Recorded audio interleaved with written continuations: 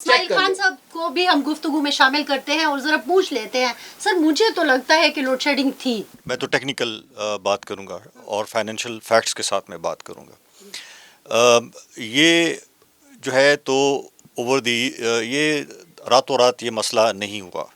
ٹھیک ہے, یہ کئی سالوں کا مسئلہ ہے جو کہ اب چل کے اس لیول پہ پہنچ گیا ہے.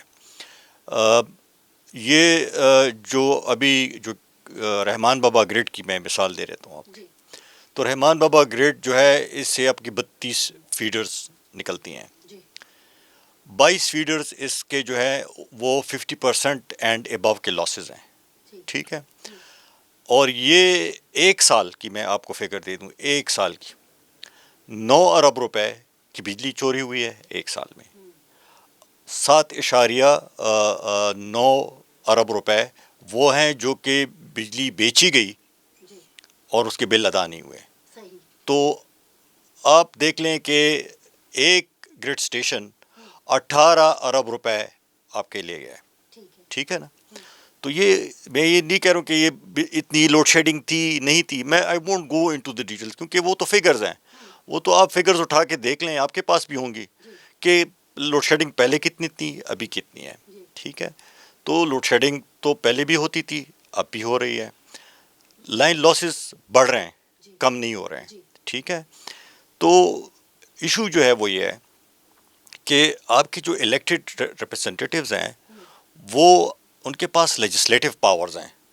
ٹھیک ہے نا, وہ قانون سازی کر سکتے ہیں. ان کے پاس ایگزیکٹو اتھارٹی نہیں ہے کہ وہ جا کے کمانڈیئر کر کے ویجیلنٹزم ہو گریڈ اسٹیشن پہ دھاوا بول دیں اور آن کر دیں.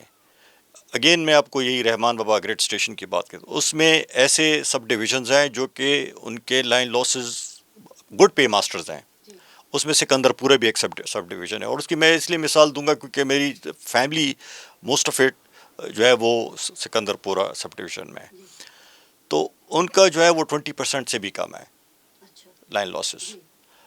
بیکاز آف دس وہ جو آپ بات کہہ رہی تھی کہ جو بل دیتے ہیں سب سکندر پورا جو ہے آپ کو خود پتہ ہوگا کہ یہ اندرون شہر پشاور میں آتا ہے. ٹھیک ہے, تو سارے لوگ الحمدللہ وہاں پہ بل دیتے ہیں.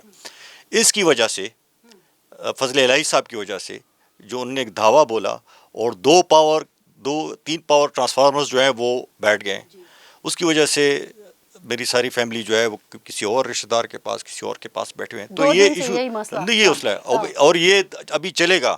ٹھیک ہے, ہو از ریسپانسبل فار اٹ. جواب یہ کہ آپ کے پاس یہ جو ایم پی اے صاحب گئے تھے اور اس کی وجہ سے تقریباً 4.25 لاکھ 5.5 لاکھ آبادی ان سارے فیڈرز پہ وہ اس سے محروم ہو گئے ہیں بجلی سے. نہ میری غلطی ہے نہ کسی اور کی غلطی ہے. پاور ٹرانسفارمرز بیٹھ گئے, پورا شہر جو ہے جہاں پہ ان کے ووٹرز ہیں.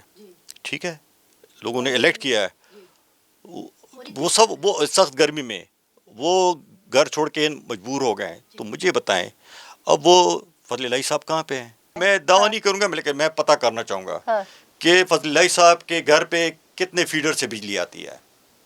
اگر ایک فیڈر بند ہوتا ہے 2 سے آتی ہے تو اور کہاں سے جو ہے تو فیڈر سے بجلی آتی ہے. تو یہ مسئلہ یہ ہے کہ اس کو پولیٹیکل ایشو نہیں ہے. ٹھیک ہے, ایک جو بڑا سب مسئلہ ہے نا کہ پیسکو از اے فیڈرل اینٹی, یہ فیڈرل انسٹالیشن ہے, ان کے جو ملازمین ہیں وہ فیڈرل امپلائیز ہیں. ٹھیک ہے, خیبر پختونخوا ہوسٹ پروونس ہے, یہاں پہ ہم نے ان کو ہوسٹ کیا ہوا ہے.